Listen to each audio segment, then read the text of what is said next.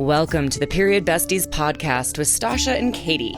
Think about it as chatting with your best friends about all the TMI stuff you've never talked about before with two period coaches who've been helping hormones collectively for over 20 years now. I'm Stasha. And I'm Katie, and we're pulling back the curtain on what it's like in the world of menstrual coaching. From puberty to menopause and everything in between, we're here to show you how period coaching can save the day. We'll share practical tips and information you can put to immediate use to improve your hormones and happiness. We're removing the mystery, ending the taboo, and shining a light on just how powerful period coaching can be. So whether you need period coaching or are considering becoming a period coach yourself, these episodes are going to help you. We'll share stories, coach live on air, and bring smart, savvy guests to share their wisdom too. Let's start today's episode. So welcome everyone to our live period coaching with our amazing guest, Kelly, who I am lucky enough to have been friends with back in the day. We enjoyed a juice shop in downtown LA together many a time. So I'm very excited to have somebody who I know and love and who has, I think, a problem that a lot of us have struggled with from time to time and comes up a lot in our coaching work. I mean, one of my very first paying clients had cystic acne. And so that was something that we went through with her really early on in my career. So that was interesting. And I thought it would be a good topic to chat through because it's something that a lot of us deal with and it sucks. So thank you so much for being our willing period coaching client for the day. Yeah, thank you. Welcome. Thanks. So I think what we'll do is just kick off with you. Let us know, what brought you to us to have this conversation. And then we've got some questions. Kelly filled out a form before we started this so we could have a little bit of a heads up as to what was going on. So we have some questions about that. But I think best to just lay it out for the listeners. What brought you here today?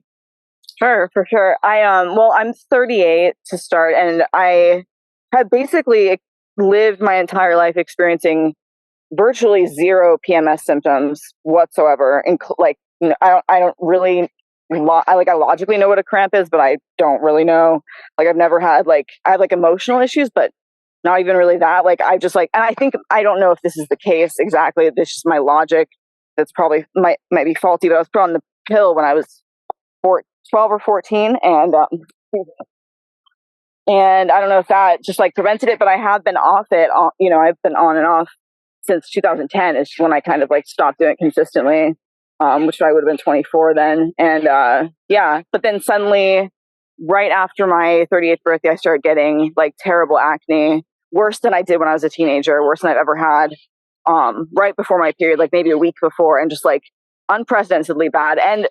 And not only is it odd that it just suddenly started happening, but now it's at a point where I'm treating my body better than I have in the last 5 years, I would say, at the very least. I'm sober and my diet's not the greatest, but it's better than where it was a year and a half ago, and I had no problems. So I don't know. It's weird. I feel like so many people struggle with this, right? We all were told, oh, you just have to get through the teenage years, you'll be fine. And then whether it's your 20s, your 30s, 40s, even 50s, breakouts. So It's not just something that you're struggling with. I see it often. Stasha sees it often.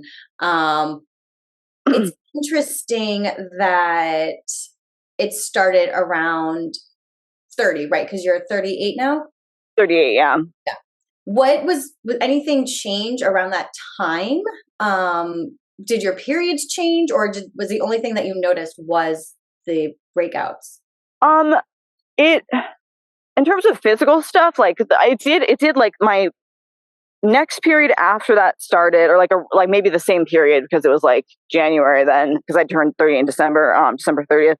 So the next period came very quickly, like within like 2 or 3 weeks, and it lasted 9 days, which had never happened really before. Like usually it's consistently like 5 days in every 4 weeks, or the normal thing. In terms of physical stuff, it's just that, I mean, I know I was under a lot of stress. I just ended like a terrible 5-year relationship and stuff. So like, I don't know if it was partially emotional factors, but I was also very happy at the time that I did that. Like it was a good, there was nothing, but I guess it was, it was stressful to do, obviously. So I don't know, might be that. Yeah. I mean, stress shows up in so many ways, and stress is not just what we think of it sometimes too, like a work event or a relationship. It could be all of it. It could be a move. It could be not sleeping well. It could be a change in exercise. It could just be your body wanting to let go of some toxic feelings, thoughts. Like I feel like after a breakup, sometimes we have to like let all of that out of our body, and it's going to come out somehow, unfortunately, with the breakouts. But that toxic stress is something that we also want to like look into and think about, just our emotions and how our body responds to that. Definitely. And I hadn't been sleeping well, like for sure. I was getting like 2 or 3 hours a night for like a month. I had to wait until this person's COVID cleared up. So like I was like literally like wait, like, so yeah, I mean, it could have been lack of sleep. I mean, all of it was probably connected. Oh, for sure. Yeah. We'll dig into sleep too, but I have a question on, so you said about 10 years ago, you went off of birth control, but then you kind of went back and forth for a little bit. In 2010, I sort of stopped taking it. But then even then I was on and off. And then probably between 2010 and now, probably about half the time I was on it. It was very sporadic, extremely sporadic, but consistently from the age of either 12 or 14 to 24, I was on it. So how long would you say you've actually been off birth control consistently? The last time, it's been 9 months probably since the last time I took it. All right. Okay. That's not more, but something like that. That's hilariously like perfectly spot on for when we see birth control withdrawal symptoms. It's like the 3 month, 6 month, 9 month marks. I don't know why it's quarters or trilogies, however you want to look at that. But for whatever reason, I see flares of symptoms in those 3 month marks after coming off of birth control, sometimes for a year after, sometimes longer, sometimes not as long. Everyone has kind of a different, I'm going to say, the metabolism to detoxing the birth control chemicals, but yeah, for whatever reason, we do see resurfacing of symptoms.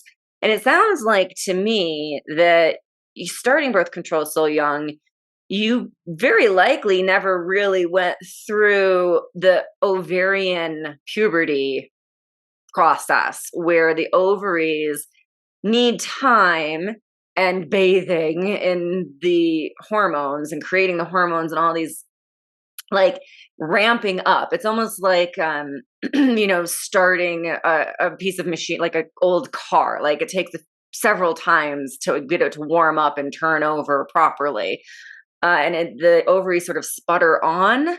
So a lot of times when we see somebody who starts birth control young, when they get off of birth control, they still have to go through those like puberty years in a way to get the ovaries working properly, smoothly, systematically, and to be able to fall into a proper rhythm again.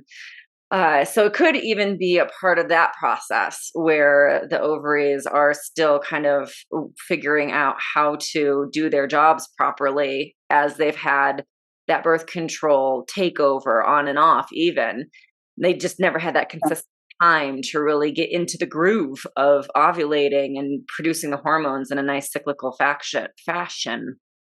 That's interesting too, because when you mentioned the 3 month, it had been December, like the end of December was 3 months since getting sober. Mm-hmm. So like that's again, like it's like and there's four seasons in a year, and 3 times 4 is 12. So like that's like a season. Yeah. Yeah, absolutely. Yeah, and getting rid of the toxins from booze and birth control all at the same time really Yeah, I'm honestly not surprised to see your body have this kind of reaction. It's that, I've always thought of acne, especially when detoxing, because whenever I've detoxed, I've certainly gotten acne. I get the sore spot in my nose every time. It's in the exact same spot right inside my nose. And I know that I'm really detoxing when I feel that. Like I'm getting rid of some junk when I feel that sore come up. It's like we have to get rid of it somehow. And it's just one of the main ways is that our skin, it's one of the things that's its jobs is to help get rid of the junk. And when there's too much to get out through like the digestive system, it needs some extra help. And that's where the skin comes in. So I'm not terribly surprised to hear all of this unfolding in such synchronicity together. Yeah, that makes perfect sense. Yeah. I'm interested in can you walk us through how your periods have been since coming off birth control? Like walk us through what those look like. Has there been a pattern? Are you getting a period regularly?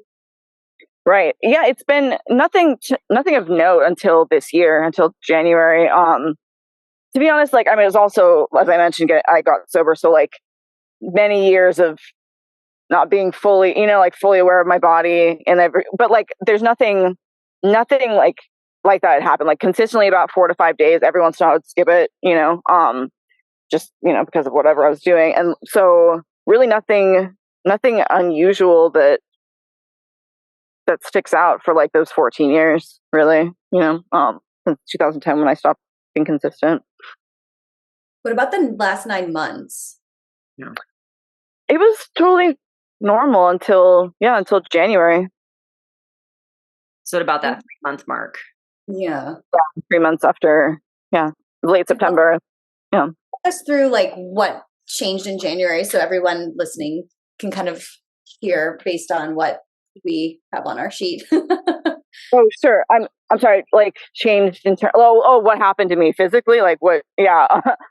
Just terrible breakouts, like around my chin and my jawline and or like my hairline. And I thought maybe like, I'm just not washing my hair enough, which, is possible, like a bad, like my shower sucks. And like, I don't know. And I thought maybe like I need to wash my pillow more often. So I like bought a bunch of extra pillows and that didn't do anything. And it was just like, yeah. And then also I didn't note this in the sheet because I didn't really know until recently, but I've gained like 10 pounds since then as well. And my lifestyle hasn't changed that much in terms of eating and being active. In the last like 3 weeks it has been, but since the last 3 weeks it's gotten better. So that's odd. Yeah. Yeah, that's not terribly surprising to see either. But that's one of those things like weight gain post the pill withdrawal often evens out. It's a bit of a longer run game. But generally, this is where I encourage people to just stick with it because a lot of times they come off of birth control and they're like, no, I'm gaining weight. I have to go back. I can't live like this. And it's like, but it will even out. It's just part of that process again is that your body has to like figure things out again for the first time. And it does tend to hold on to weight when we're stressed out. And it's going to see this as a stressful concept, right? Like a wedding is just as stressful to our body as say like the funeral of a loved one. Like we can't differentiate between good stress and bad stress. So like buying your dream house could be just as stressful to your body's stress response system as losing your house and having to downsize whether you want to or not, right? So we can't really differentiate between like positive but stressful things and negative but stressful things. Nervous system regulation is dysregulation happening in our way. Yeah. Biggest journey of our lives. Regulating the nervous system. Are your periods, are you having like clotting at all? Are they, if you're looking at the color of your period, like what color are your periods? The same. I mean, the same as it like bright red to like medium brown, sort of medium brown in the beginning. I've been spotting more too lately. Like I've noticed I'll spot for like a couple days first, which I'm not used to either. But yeah, in terms of color, nothing out of the ordinary. Okay. And talk to us. Oh, go ahead. I was going to say, I do remember reading a little bit about feeling a bit more irritable and emotionally reactive beforehand on your part. So tell us more. Oh yeah. Well, the one thing, like I was saying, like physically, I've never really experienced PMS or, you know, any menstrual symptoms or whatever. But yeah, just in general, like I've always been a little, like just found myself a little bit more like testy right before. And like, that's kind of how I can tell it's coming if I'm not like totally tuned in, or it happens and I'm like, oh yeah, well that makes sense why I was so angry for like a week. But it's just gotten a little bit worse lately. And I mean, I'm not like, I was in a toxic job and like, I'm in a toxic living situation. So I know those are also factors, which are obviously stress factors too. But it has just been I'm a little bit more ready to like strangle somebody than I normally would be recently, you know? Yeah. How many days until your period arrives do you feel like that? Probably between like 5 and 7. Okay. Yeah. Normally it would be like 2 days. Like I think that's what I'm used to. Like a couple days before is when I start feeling. Okay. So it's definitely gotten longer. Okay. Yeah. Let's talk about diet for a second then. And like we'll kind of circle back because I feel like it would be really helpful to hear what you're eating, meals, snacks, what time of the day you're eating as well. That would be really helpful. Yeah. I mostly stay away from meat and stuff like that. But I'm not like a vegetarian or anything by any means. Just like it's not a big part of my diet. You know, like, and not enough fruits and vegetables, but you know, an amount, and I've been increasing it and lately. But like, definitely like a good amount of sugar and stuff like that, which I get like is something I was doing in active addiction that didn't, you know, affect my skin. But yeah, a good amount of that like as comfort food. And I was working at a cafe, so like, you know, pretty consistently like eating banana bread every morning, and you know, and like my sleep problems have still not gotten better, and so it's kind of like the first thing in the morning, because I know I'm just not going to be able to fall back asleep. I just don't even try because I know I'll just get frustrated. I just start drinking coffee right away. So I'm like, and I do, because of cortisol, like I try to like put something in my stomach first, like a little bite of something, and then it's like and then it's like strong coffee with oat milk, like specifically Oatly, which is, I don't know, whatever. But yeah, just like a lot of caffeine. And like, because of my job, which I currently am not at anymore, like I would just drink constant iced oat lattes, like 3 or 4 a day, probably in like a 7-hour period, on top of the like 2 cups of strong coffee that I have at 3 o'clock in the morning or whatever time I wake up. All right. So yeah, that makes a little bit more sense as to why you might be feeling that way before your period, in terms of the blood sugar regulation. When you were mentioning that you had something before the coffee, what are you eating before you have your first cup of coffee? Usually like a little bit of fruit, or like a small bowl of cereal, or like just like if I have leftovers, like I like to make like quinoa and vegetables. So I would just like eat a couple bites of, there's just something. It might not even be enough for the cortisol to not like, you know, rise or whatever, but like just something like a little. I love chia seeds. So like I'll make, and this is actually back from the juice bar days that Stasha was talking about, like I'll like put like 2 tablespoons of chia seeds in like a ball, like an empty ball of water, and shake it up and like wait till the gelatinous layer like forms. And then, so it's like, it'll be like 2 or 3 tablespoons of seeds with water as well. That's kind of like the classic go-to. But not, you know, not every single time, but that's regular. Okay. What are some protein, like sources of protein that you do eat, just so we can kind of, for homework purposes? For sure. Tofu, eggs, occasionally like I'll have a burger, or a veggie burger, fish here and there, nuts, you know, that's not complete protein, but, and quinoa is a complete protein, so a decent amount of that. But mostly, yeah, it's mostly plant-based protein. Okay.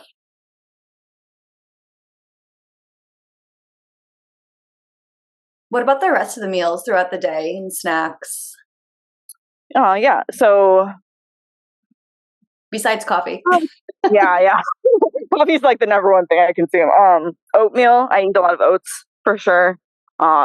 Usually cold ones, like or overnight oats or whatever they call them when they sell them for like $10. But just like I'll soak the oats in what's it called, in oat milk overnight, or like I'll grind up like almonds and put like the chunks of almonds in with water, so it's like chunky almond milk, and I'll like add like raw honey and fruit and nuts and seeds on top.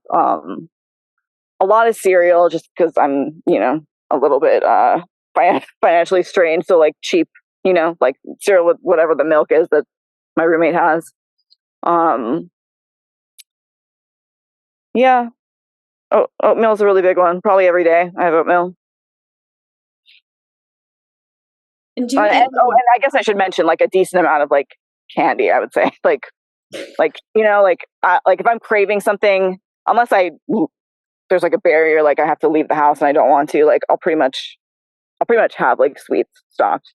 It's not an excessive amount, but it is every day. So it's small amounts, but every day. Okay. And one last question about food. Are you eating really late at night? No. Because of the way I sleep, my sleep schedule, waking up like way too, like incredibly early. I'm usually asleep by 7 or 8 at night. So I don't even, Okay. I'm not even conscious to be eating at that time. Late. I have lots of ideas for you. Good. I'll take it. I think that's a good segue into the questions I have about sleep. Tell me about sleep. When is the average bedtime? Do you get up and down throughout the night? Is it tough to go to sleep? Tell me everything. It's changed a little bit since right before everything changed in terms of my skin, but lately I will fall asleep by 7 or 8 and wake up between like 1 and 3 or 4 in the morning. And sometimes I can fall back asleep. If I feel like it's going to be easy to, I'll just, I'll do that. But at this point it's basically insomnia. So I know I'm going to get more annoyed if I'm laying there trying to sleep and not able to, when I could be, I don't know, scrolling social media, which isn't better, but whatever. So like really just, but lately, like even 6 p.m. to 1 a.m. is when I'll sleep. Today I woke up at 1:45. Yeah. So generally it's easy to fall asleep. It's just staying asleep that seems to be. Yeah. And so you get about 5 hours of sleep before you're then awake, and it's a struggle to go back to sleep. Yeah, it's not even worth trying. It's just because it's my brain. Like once I'm awake, once I start thinking about something, that's just it. There's no turning back. I understand that completely. How long has that been happening? Since December, because knowing that I had to leave this relationship that's been extremely traumatic, like it was like literally abuse, not physically, but like very abusive, very like toxic. And so I just like, as soon as I kind of had that realization, then I met somebody that like, and now so I'm like sitting awake thinking like, okay, I have to end it. Oh my God. I'm like, oh my God, this person, blah, blah, blah, and I just like, ever since then, it just hasn't. And things have calmed down. Like the relationship is over. The other thing is whatever it is. And like, but even then, nothing is, the sleep hasn't changed. It's been since then. It was triggered by like those obsessive thoughts for sure. And I have OCD, by the way. So yeah, I understand that. Anxiety does it for me. When I'm like, once I wake up, the anxiety thoughts just start, and it's like, okay, that's that. I'm up now. So it's such a horrible feeling. Yeah. Like, shut up, stop talking to me. I know. I mean, I'm used to it, so I guess it's, but yeah, it is. It's not fun. No, it's not. And I didn't realize that most people don't have that. I was like, what do you mean you don't wake up and immediately have your brain talking to you? Who don't? Yeah, I heard somebody say once, my brain is so loud. And I was like, is this new? Like, you're saying as if this isn't every day. Like, is this or why are you even talking about it? Like, why aren't you talking about the times when your brain is not loud? Because that's what I would be doing. Strange. Yeah. It's interesting because I feel like I've been having this conversation a lot with people because I thought everyone experienced this too. Stasha and I talked about this recently. I was like, so, oh, okay. Like not everybody has that experience. Like, oh, okay. How do I not have that experience? Right. Yeah. I had a solution, but it wasn't a solution for a long time, and that's over. I'm sober. Yeah. So, but yeah, I mean, I used to just deal with it by drinking until I would pass out and then sleep for like 7 hours, but I don't have that crutch. So, yeah. There you go. That's the thing. That's a lot of us did that same thing. You're not alone on that either. So that's certainly something like, especially in my 20s, that was how I dealt with it as well. So I feel you on that as well. Yep. Right. Yep. I think that's what I have for questions. Katie, do you have anything else? Yeah, I wanted to are you taking any sort of supplements or anything? I put a mushroom powder in my coffee most mornings, and I eat a mushroom supplement. But they're not like, it's not like I'm going to like Target and getting them. They're like, like, what's it called, research brands and stuff like that. And I guess that's it. And I mean, this isn't a supplement, but I do eat like psychedelic mushrooms. So when I say sober, it's really like California sober. So I have that. That's not a supplement, but I'm sure there's some effect. So, but whatever mushrooms are available, I will have them. I was going to say, do you know what type of mushrooms are in those supplements? I could look it up right now if you want. Not a huge deal. I can tell you the brands if you wanna check it out. But yeah, I know like lion's mane is one of them. I think cordyceps. Mm-hmm. Yeah. I just know the brand. Yeah. Yeah. Perfect. Have you noticed any shift when taking those? No. If anything, maybe it's a little bit. I feel better, because I also got off of like anti-anxiety medication, and this wasn't like in the last like 6 or 9 months. This was like 2022. But like I found that like I've kind of wanted to get back on those, and I haven't, in favor of this, and it's been helping.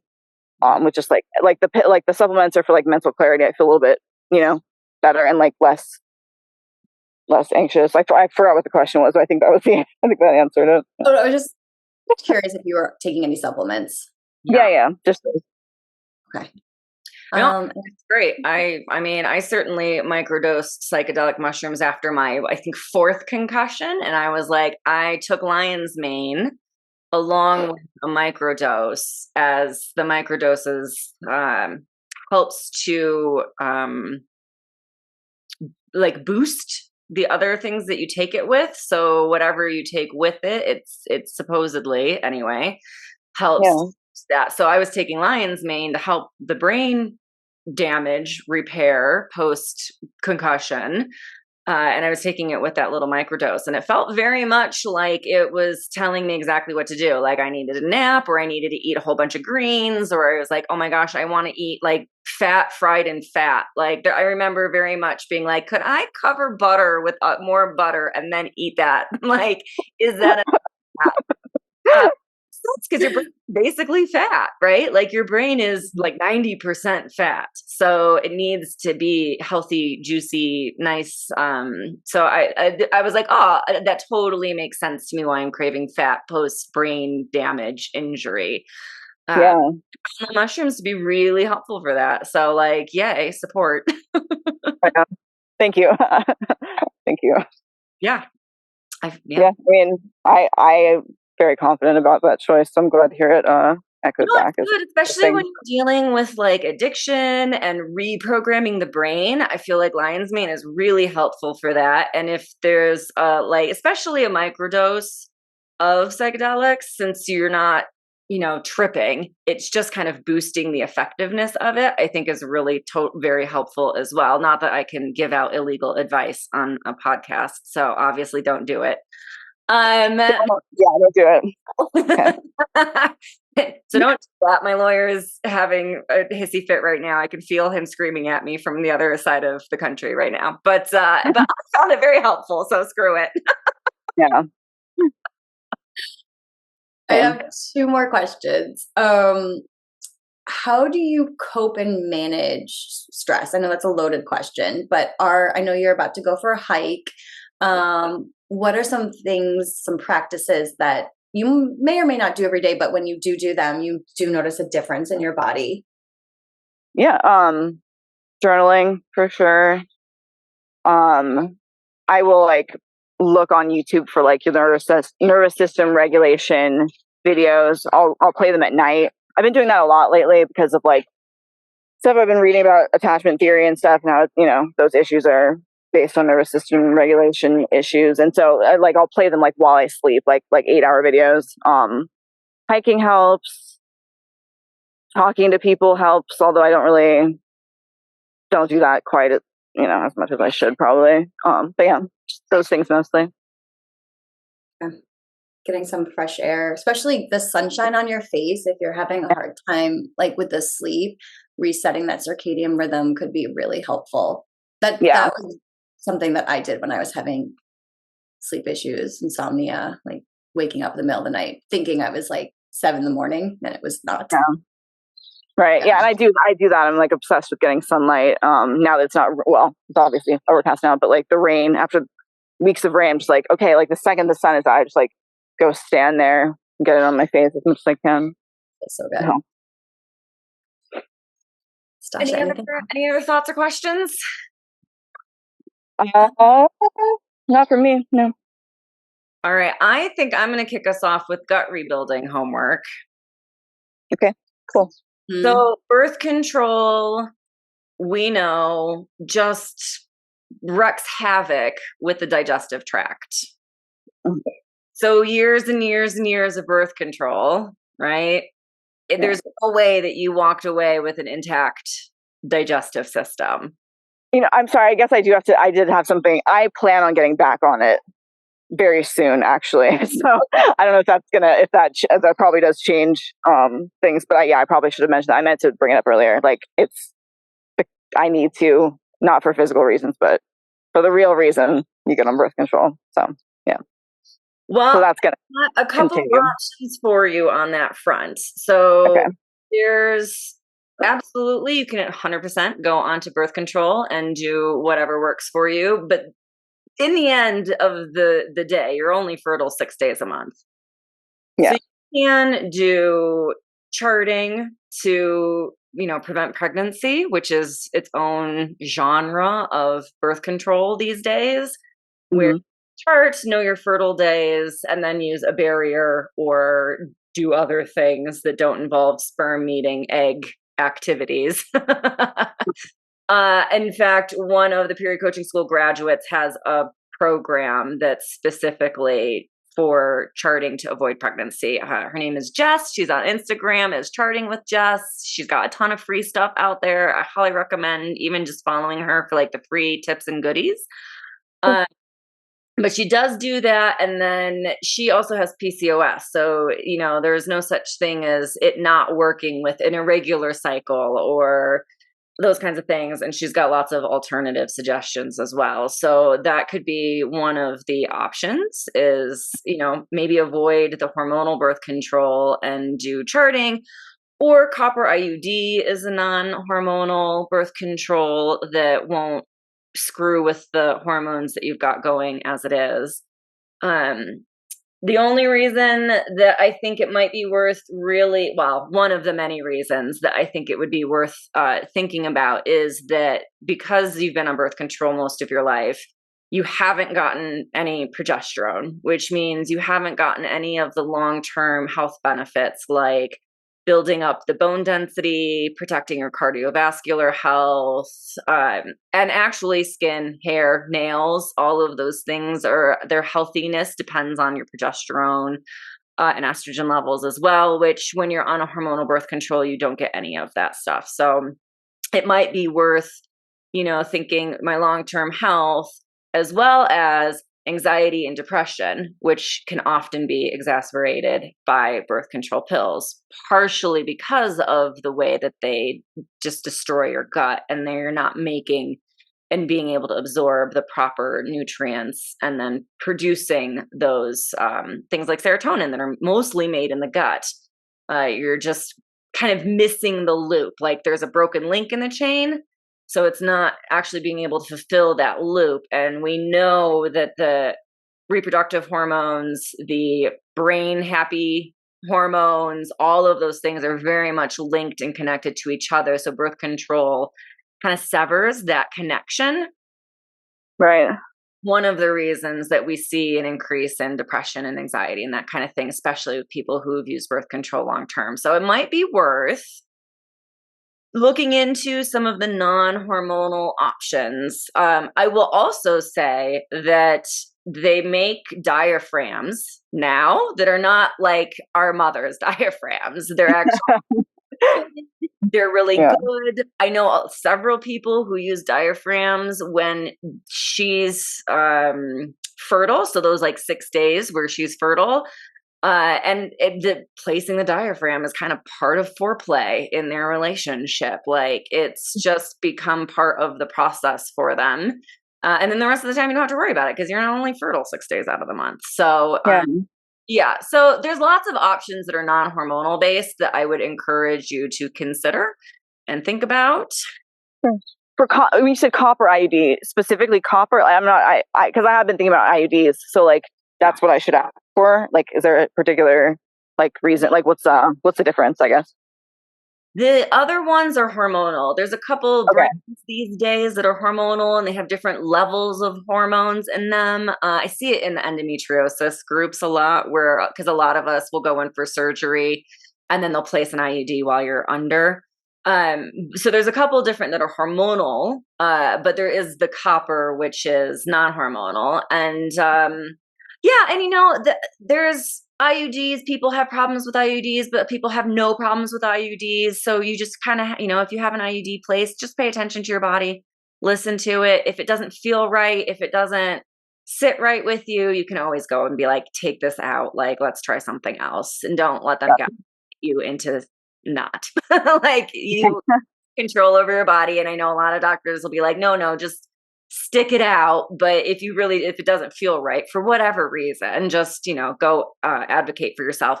But I know a lot of people that have them, love them, no problems. So, just listen to your body. But yeah, the copper ones, for whatever reason, they don't have a hormone to them, but they're there. They're a disruptive force, right, in the uterus. So it's already discouraging to egg implantation. And the copper just makes not acidic. It makes the environment poor for egg implantation, which is part of, it's kind of a compound effect of how it works. It's like the Mirena is the same. The Mirena IUD people, even on their website, says we're not quite sure how it works, but it does.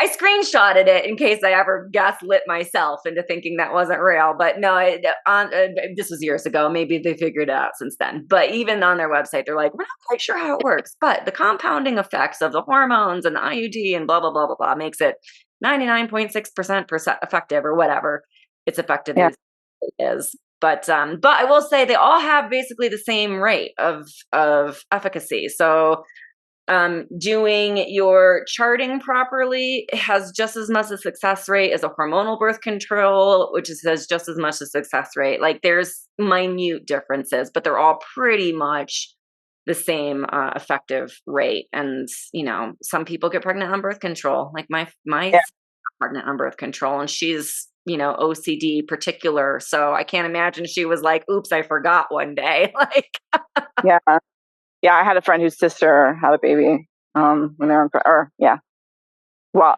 from being pregnant from having on birth control. That's what I'm saying.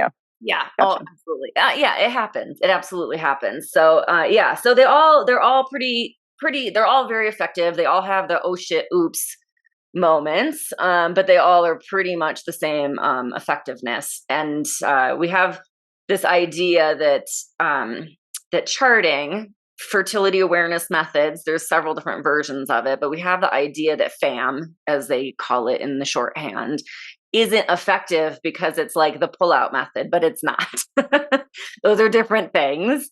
And it's, if you're doing, if you're following a FAM system properly, it's more effective than even hormonal birth control pill if you're actually paying attention. And it's actually not nearly as hard as people think it is. It's just scary because, you're relying on a pill is easier emotionally and mentally, I think, than going, oh no, now I have to learn my body and figure this out. And I think I'm scared, but do it. And you get to a point where you're like, oh gosh, no, I know. You get really confident and you feel really good. So it's worth giving it a shot and trying as well. Okay, cool. Yeah, I'll definitely look into it, both of those things. Yeah.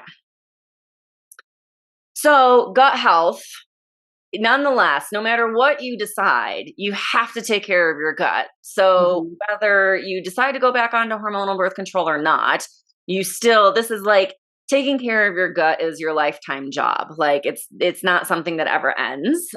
So it doesn't really matter whether you do it or not. Either way, you gotta take care of the gut lining.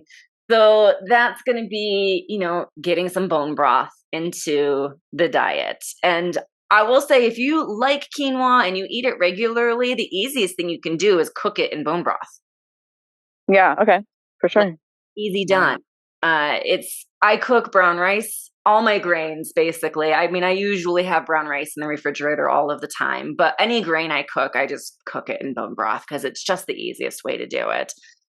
Soups, even like a can of soup, I will add bone broth while it's simmering, so there's lots of ways that you can just sneak it in. But you know what? Instead of a coffee, I would try having a cup of bone broth. Maybe not, all of them, but one of them could be a substituted bone broth.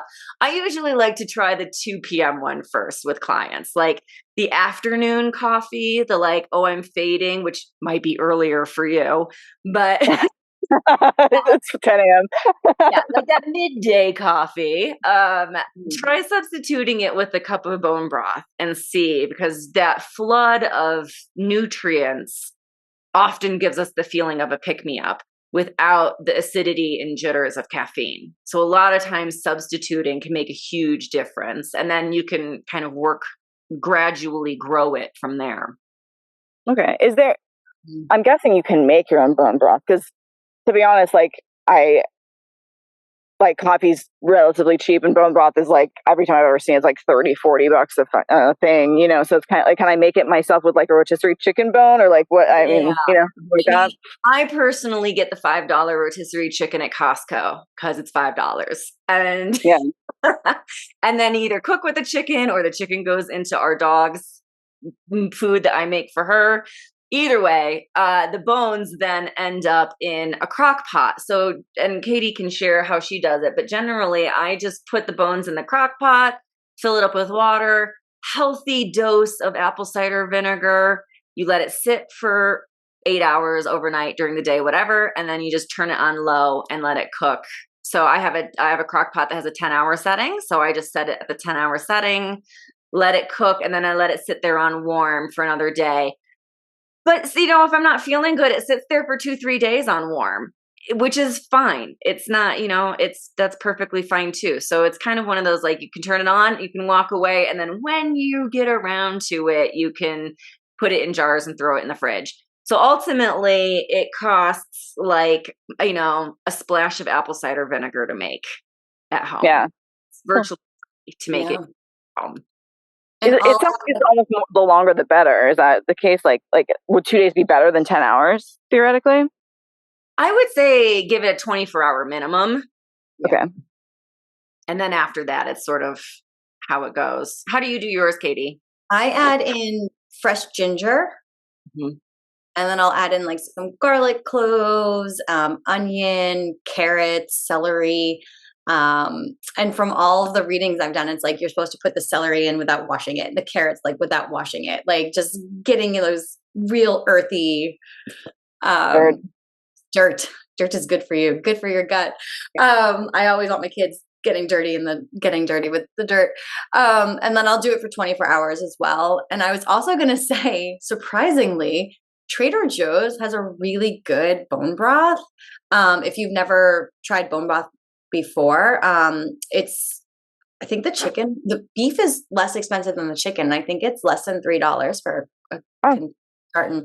So if you just want to, like, anyone listening to, if you just want to explore bone broth, that's an easy kind of entry point because it's not as expensive as some of the other ones that you might have noticed at the store too. But making it yourself is like the easiest. I will say, lesson learned, things that you forget that you learned in elementary school, right? What happens to a liquid when it freezes? It expands. So anybody putting liquid into jars, make sure there's enough space so when you freeze it, it won't explode in your freezer. Yeah. Yes, this happened to me, by the way. But we use jars in my house, so it's like old spaghetti sauce jars, old coconut oil jars, and then it's like, oh well, it's fine. It was free. It was a jar. Oh my God, but that it gets all over the freezer. Yeah, it was bad. But yeah, just leave enough space because some things you do learn in school you should remember. Yeah. Tip. I like that one. Yeah, beef bone broth is, especially for somebody who doesn't eat meat regularly, can be really jarring and can make you a little nauseous. I find that I quite like the beef bone broth just before my period.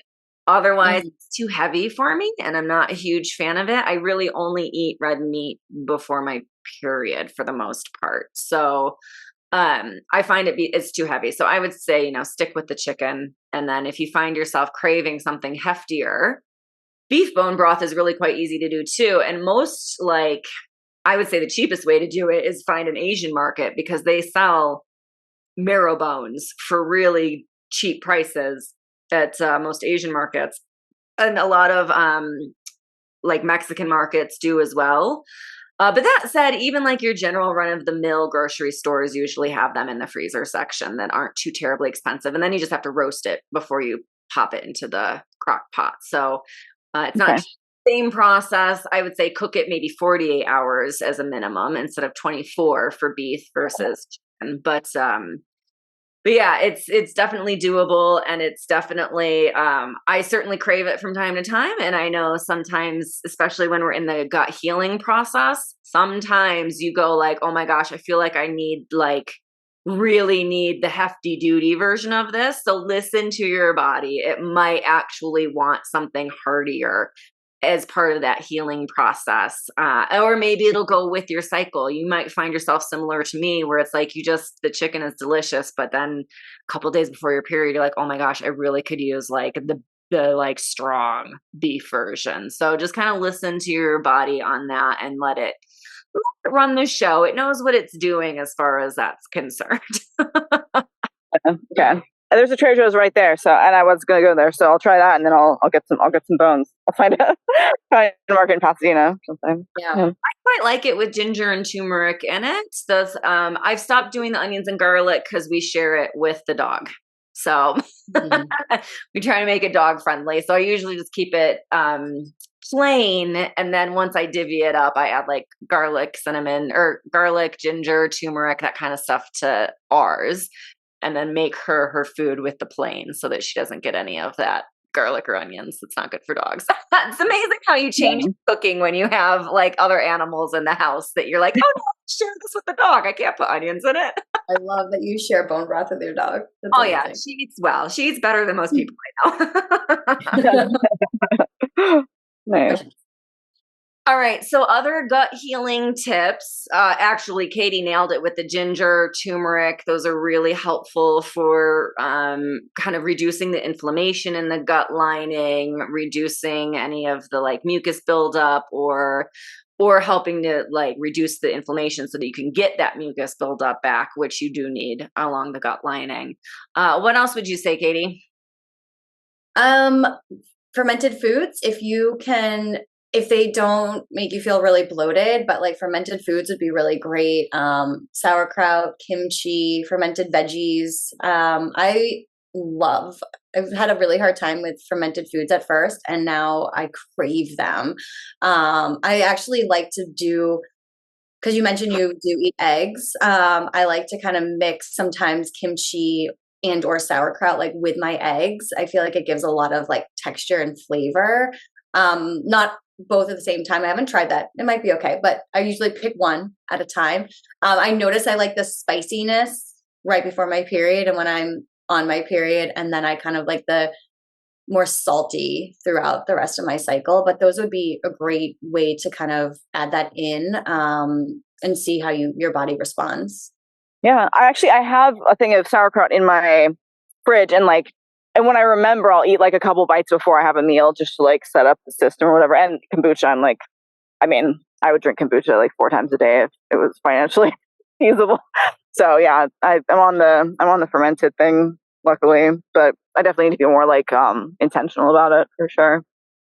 Yeah, I definitely would say stick with the veggies. I mean, kombucha's not bad, but kombucha's yeast and bacteria. And if you have candida, which eating sugar means you have candida overgrowth, there's maybe like a 1% chance that you don't.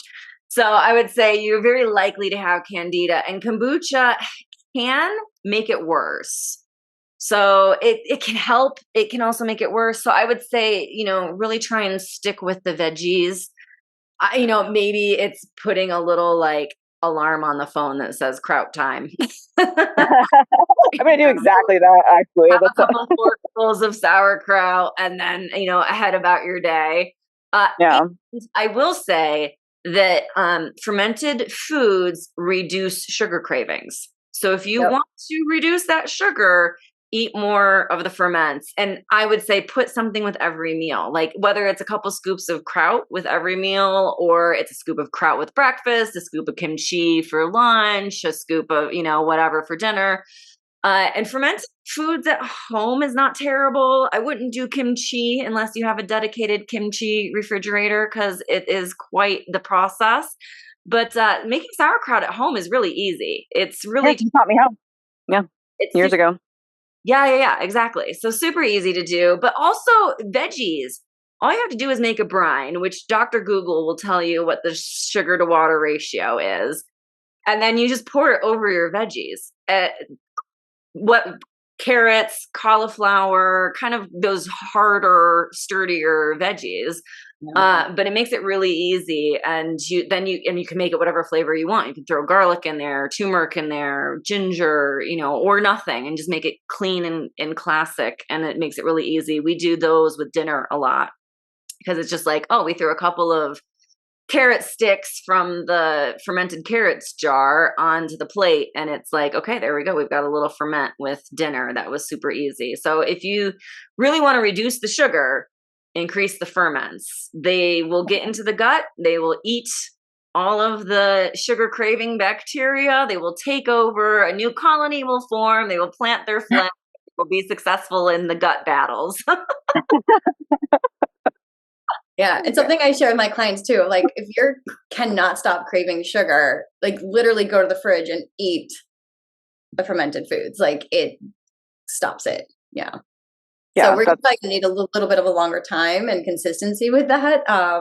But even with the kombucha, like if you have it, they say like a serving size is like a shot, not the whole thing. Yeah, and I love it so much. It's hard not to drink the whole thing. Yeah, I know.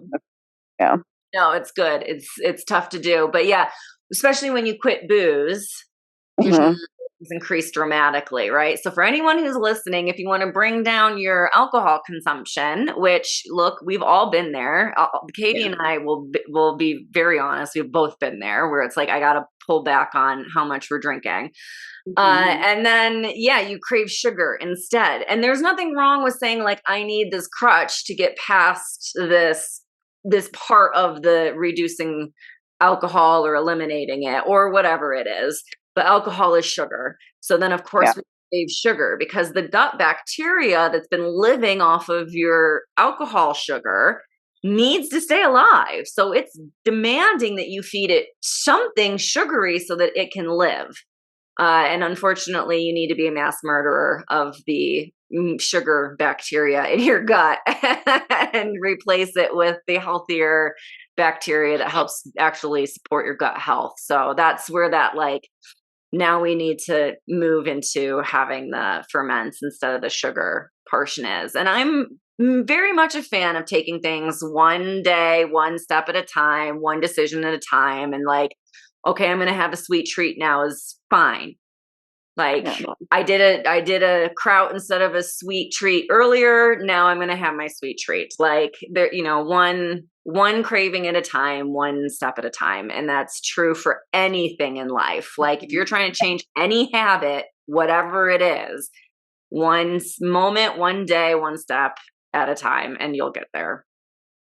Not to advocate for drinking beer, but I am curious since we're like, if beer is fermented, is it good for your gut or is it bad for your gut? Like, I'm curious in general, I guess. Well, like I'm not saying I'm going to go do it, but like I've just never understood, like, is that good or bad? I mean, it's still alcohol, so it's still going to have those sugars in it, and it's still going to increase those cravings. I mean, you see people with beer bellies, like, yeah, that's obviously not healthy, and it creates a lot of bloating, and it creates a lot of holding onto water, and it's also a diuretic, so not good for the old hydration levels and liver health. And your liver is part of your digestive system. So it's, ultimately probably not awesome. But I would say like back in the day, we drank beer because water was unhealthy, right? Like you couldn't just drink water from a random source because you didn't know if it would kill you or not. So as human beings, we did evolve drinking beer, but our beer way back in the day was way less alcoholic than it is now. Like the alcohol levels were much less, much more like a kvass or a kombucha. Like they have a low level of alcohol in them, but that would be more like what we were drinking. So like a lot of times people say like, yeah, but we used to just drink beer. Like that's what people drank. They didn't drink water, they drank beer, but their beer was like 1%, like it wasn't like what, oh, I've got an IPA that's 19%. Like, yeah, baby, it's not like it used to be. So it's a different, it was a ferment back in the day where it was it was truly ferment and it had a low level of alcohol in it. It wasn't, these like, I know like a Budweiser's like 4% or something. So it's basically water, but it's not alive either. It's been and pasteurized and all those kinds of things. So it's not alive in the way that like a traditional fermented beer would be alive, and it wouldn't have a high alcohol content. Like it wouldn't get you drunk necessarily. It would just, so different back in the day versus now. And it's not alive like it used to be back in the day. I'm sure you can get good, you can get beers that are more like quote unquote alive than they used to be, but they're much higher alcohol levels than they would have been traditionally. So, okay. Yeah, makes sense.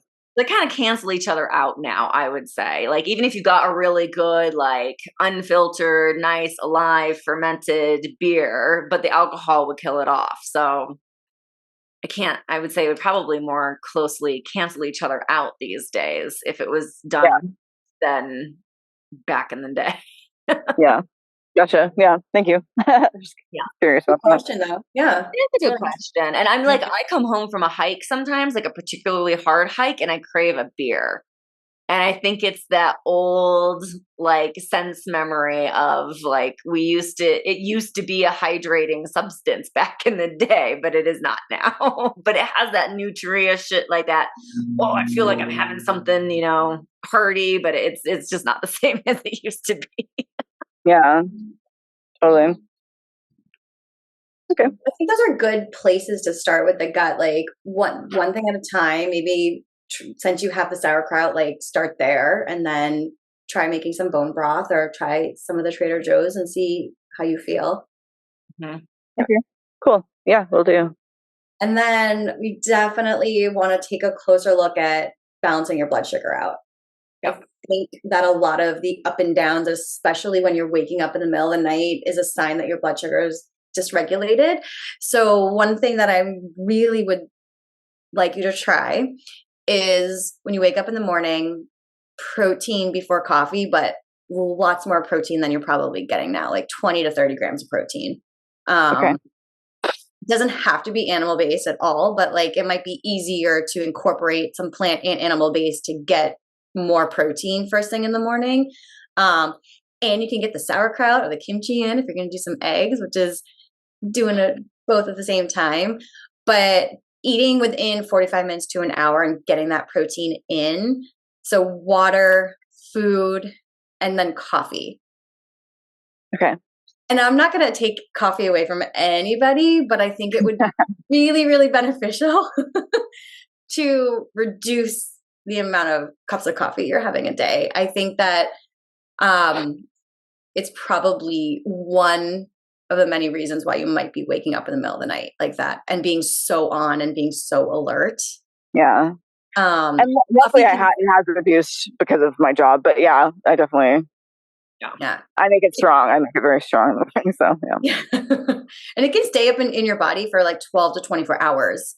So I think sometimes we think, oh, that coffee first thing in the morning, it'll be gone by the time I go to bed at night. But all of us have very different sensitivities to caffeine. So you might not know what your sensitivity is because you've been working in a cafe and having coffee for a long time, right? So your body's like getting used to it. Yeah. Has gotten used to it, I should say. So it might be one of those things where we just like pull it back. And then if we have that first cup of coffee after water and food, then eventually maybe that's all you might need throughout the day. Yeah, definitely. I think that could be a really good place to start. And that would also help with the sugar cravings. Yeah. Like getting that protein in like first thing in the morning would be really helpful. And then really trying every single meal, like protein, fiber, and like healthy fats, and really keeping that blood sugar balanced would be a really great place to start to kind of get that blood sugar in a way that's a little bit more balanced. You're not feeling like up and down, because that might be why you're craving the sugar, craving the coffee. You're going up and down. And then hopefully by doing that consistently, maybe we just push the wake up time later and later and later until it's like 6, 7 o'clock in the morning. Yeah. I just like the idea of waking up at 7. I was just like, whoa, like what kind of alternative are you talking about right now? But yeah, no, that would be ideal. Yeah.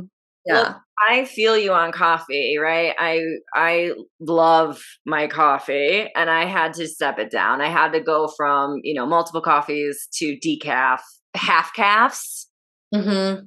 Decaf, and then I moved over to like roasted roots. But it took a long time. Like this is not like 1 week process. It took me ages to get to the point where now I'm having ticino in the morning instead of coffee, which ticino is like roasted dandelion roots and mushrooms.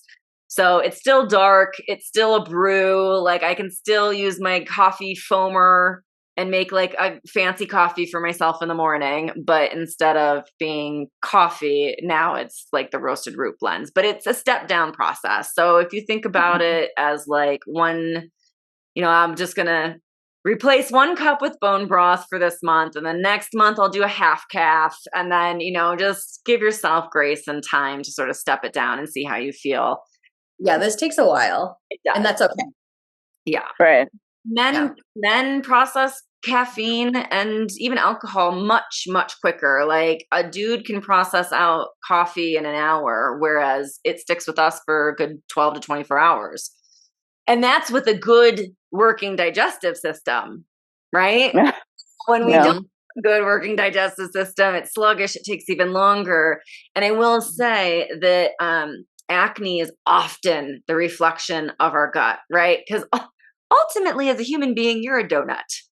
And your internal digestive system is quite literally the reflection of your skin, and your skin is the reflection of your digestive tract. So a lot of times when I see somebody with cystic acne or acne that comes up hormonally based, I look at the digestive system, because you're not getting everything removed. It's not coming out. So it's got to come out somewhere.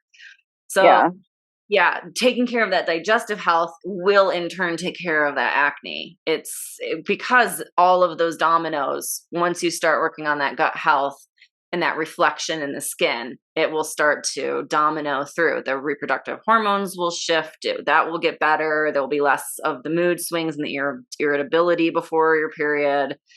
And then the sleep will follow. I feel like sleep is probably one of the things that's takes a bit of time for the body to adjust and get through, but it follows. And if you stick with it, it will follow along. Yeah. Okay. Yeah, So for it's sure. balancing the blood sugar at the same time, supporting the gut. And then a supplement suggestion I had, and or adding more foods, but magnesium. Mm-hmm. Right. Magnesium is so, it's like the number one thing I tell everyone to use. Like, eat more magnesium rich foods, take magnesium, anti-stress mineral. This can also help you stay asleep. You get into a much deeper sleep with magnesium. So I always take it about an hour before I go to bed. And this can also help you get into like that deep REM sleep. So it's harder to wake up, like jolting out of bed. It will still happen until we kind of work on the gut, work on the blood sugar, and do those things together. But that would be my number one suggestion, is really looking into getting some magnesium. I use the Calm. It's a powder. There's many different types of magnesium, but I find like that works the best for me. But trying different types of magnesium and eating more like dark leafy greens, more nuts and seeds are also great to get that in. One thing about magnesium is when we're really stressed out, our body depletes magnesium. Our body can deplete B vitamins. Those keep us calm and energized, which we actually need to sleep. We need energy in order to sleep. So when we're just so chronically tired from not sleeping well, we actually need more things that give our body just that energy so we can actually fall into a deeper sleep. I know it sounds so counterintuitive. It makes sense. It totally makes sense. Yeah. But like that could be something really, really helpful. But I'll just add some Calm. And I take it like a shot. I call it my healthy shot, and I put it in a little like shot glass. I take it an hour before I go to bed, a little bit of warm water. And that can be really helpful. There's other things that you can try too. And another suggestion for coffee exchange would be Tulsi tea. Yeah. Love this brand. It has holy basil in it, which is also very calming. So that could be something to sip on instead. And then we didn't talk about this, but just something to be mindful about. If you're drinking that much coffee, making sure that you're getting enough water in your body. Yeah. Mm-hmm. Because it's so dehydrating. Yeah, and unfortunately, I like had to go to the doctor the other day because I'm having like I'm peeing just like an insane amount. Like and so it like keeps me from drinking water later. Cause it's like, well, I've already peed like 8 times in like the past 2 hours. Like I'm gonna drink more water. So like I'm like that's another thing I'm working on right now. Is like less coffee so that I can drink more water. Yeah. Every time you have a cup of coffee, have a big tall glass of water. That's what exactly. You're going to be full of liquid. Yeah. Coconut water in there as well. Like coconut water, you can put it into water to make it more hydrating. So you don't have to like down an entire coconut water on its own, but like pour that glass of water and put like a good healthy splash of coconut water in there. Like a quarter of the glass can be coconut water, and it will be more hydrating than plain water. And coconut water can actually be a little bit depleting over time because you're not getting the like water part of the hydration. So I like need less and less as it goes on with the coconut. Yeah. Yeah. I mean, I find usually the week before my period, couple days maybe before my period, I need to put coconut water into my water or I get dehydration headaches, no matter how much water I drink. Like right before my period, first couple days of my period, I have to put coconut water into my water or I will end up with a dehydration headache no matter how much I drink. So that can be helpful. And I'll put a little sprinkle of magnesium in there as well, just to like boost everything as we're going. Though I am a magnesium lotion fan. So before I go to bed, I slather magnesium lotion all over me. I've never heard of magnesium lotion. That's crazy. It's good. My dad and I both have restless legs. So I prescribed magnesium lotion to my father and he was like, oh my God, this is amazing, which I had been doing it for ages. And he does not sleep. That is a man who has OCD and anxiety and very much for real, and he does not sleep. He has restless legs. So I was like, oh God, I'm following in my dad's footsteps. I have to change things dramatically right now. So, yeah. So we compare edibles and magnesium lotions now. Oh, that's awesome. Our sleep. I love Yeah, that. magnesium lotion is another one for me. I definitely know that I don't have enough. Like I can feel, cramps, and I'll get leg cramps real bad around my period as well. And I know it's magnesium. So I'll sprinkle it in my water and I use the lotion at night before I go to bed. So sometimes a double whammy is the way to go with the old magnesium. Sure. Okay. I'll look into that too. All right. Any last thoughts, Katie?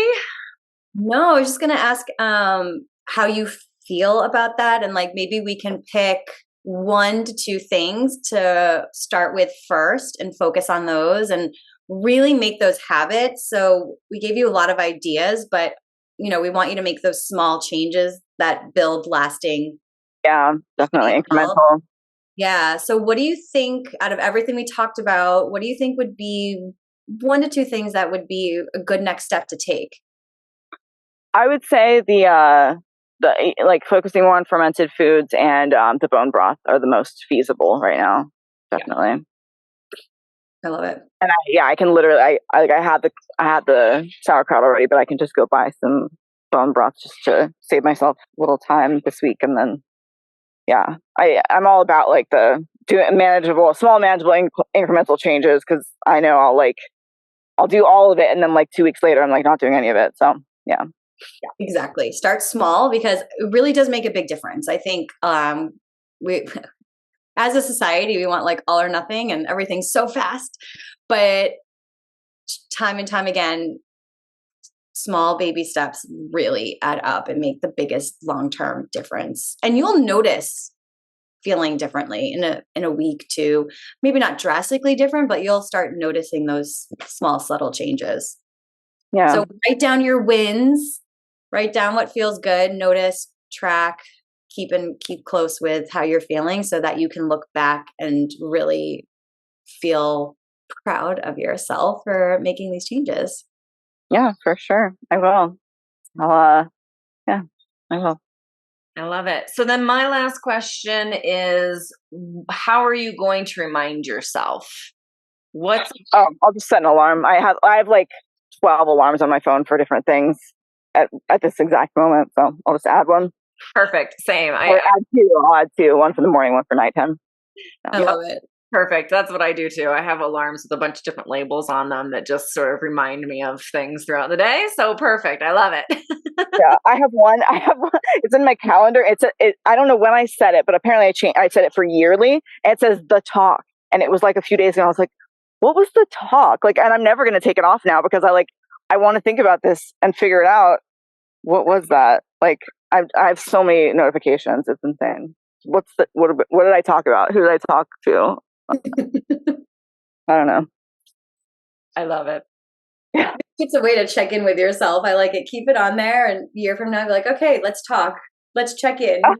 Talk to somebody. The good day to talk to myself, I think, and have a little heart-to-heart chat. How are we doing? What do we need to work on? I am the only consistent person in my life because that's how life is. So yeah, that's perfect. I'll just make it my yearly check-in. Yeah. I love it. Amazing. All right. Well, I think that's everything. Any last thoughts or questions? No. Perfect. Amazing. Thank you so much for joining us today. How do you feel? Good. I feel like I want to go eat some sauerkraut right now. Actually, I'm actually craving it. It's kind of weird. Perfect. Not weird. Oh, nice. I love it. Good. No, it's good. That's a good craving to have. That's exactly where we want to go. So amazing. I love it. Fantastic. Do feel free to check in with us and let us know how things are going. If you have questions, feel free to email, and we're happy to, follow up, answer. But yeah, that was amazing. Thank you so much for jumping on with us today. Yeah. Thank you. Thank you very much. Have a good rest of your morning. Oh, absolutely. Thanks to everyone who's listening. want to be a guest on the podcast and have your own period coaching session with us, just shoot us an email.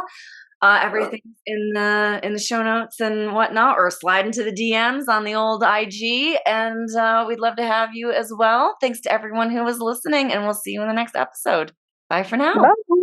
Bye, everyone. A big shout out and thank you to our sponsors for today's episode, Period Coaching School and Katie Bressack Wellness. Thanks to you, our favorite bestie, for listening to the Period Besties podcast, where no topic is TMI.